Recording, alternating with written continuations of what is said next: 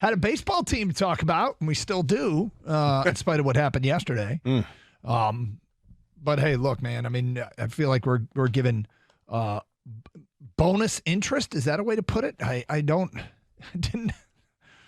They're hanging around. The loitering continues.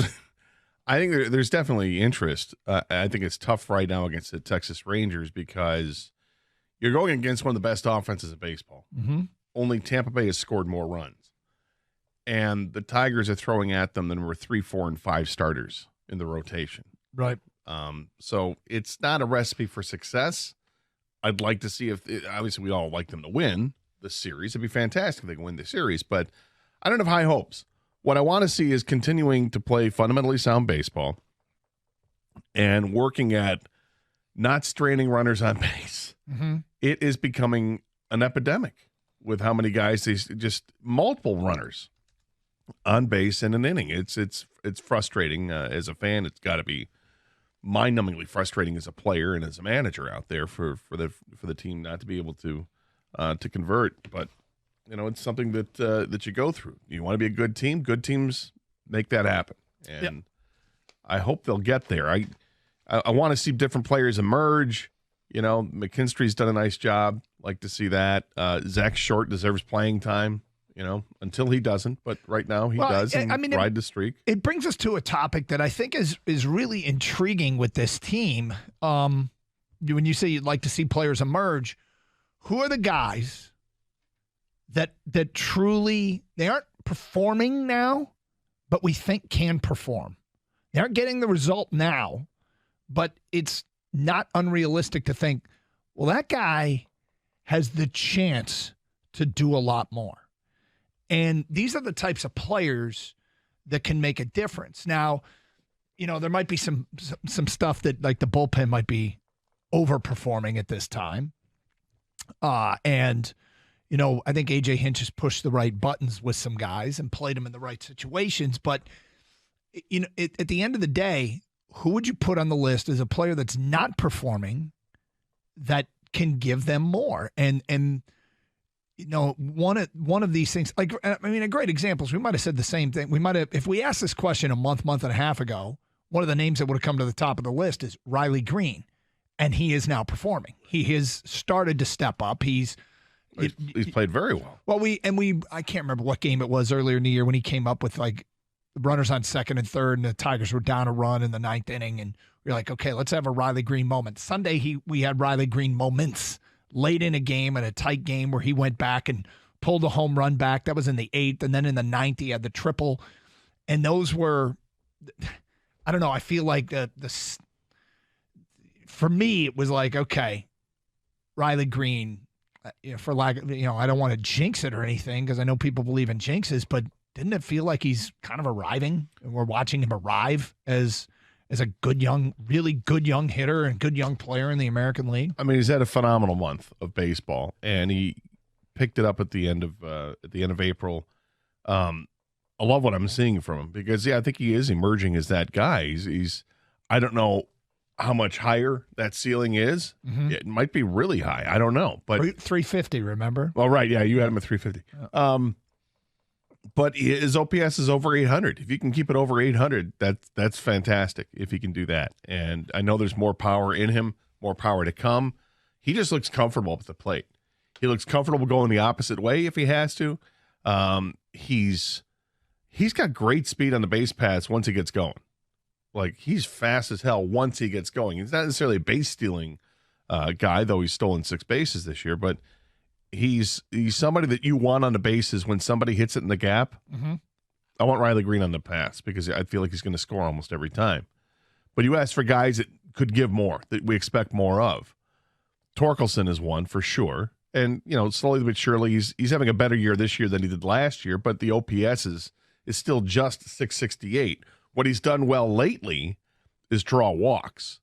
He's done a much better job of getting on base that way, but we want him to hit doubles and home runs. Javier Baez responded very well after the benching in Toronto, but since then, the average is up a little bit, but it's still only 230 on the season, and his OPS is below 600. He has more to give, you would think. Eric Haas, and they got players. I'm not sure who these players are.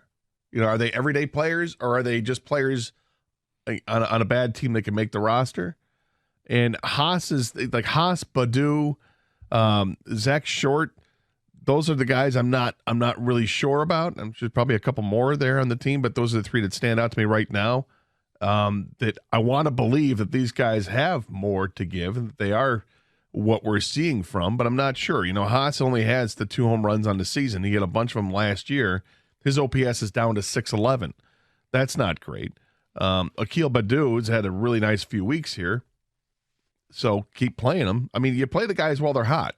Play them until they're not. I don't know what Akil Badu is. We got really excited a couple years ago when he got off to that amazing start and then cooled down. Last year wasn't much. What are they? Do they have other players that are like that? Nick Maton. What is Nick Maton? I don't know. He's not hitting a lick, but he's getting on base better than his average, a lot better than his average. But I'm not sure what the fascination is with him still here. Well, you mentioned, 5, 6 guys there, maybe 7, and you didn't mention the guy that I put at the top of my list. Like I said, I'm sure I left somebody out. Yeah, the guy that can give them more and maybe, just maybe, take this Tiger. MJM, it's one of our favorite terms here at the show. MJM, take this Tiger team over the 500 mark and make a real run at the American League Central. I mean, we've been talking about it for a couple of weeks, and, it was a decent weekend. They're 2 games under.